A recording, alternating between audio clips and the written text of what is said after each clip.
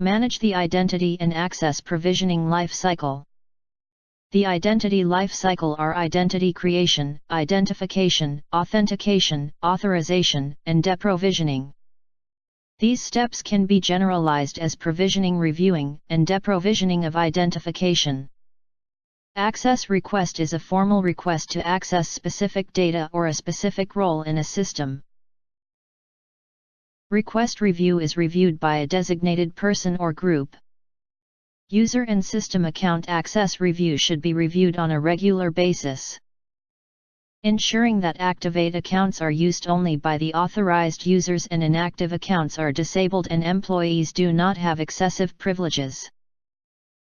Provisioning manages the creation, modification, and revocation of user accounts according to defined security policies. Deprovisioning is the act of removal or disabling the user account.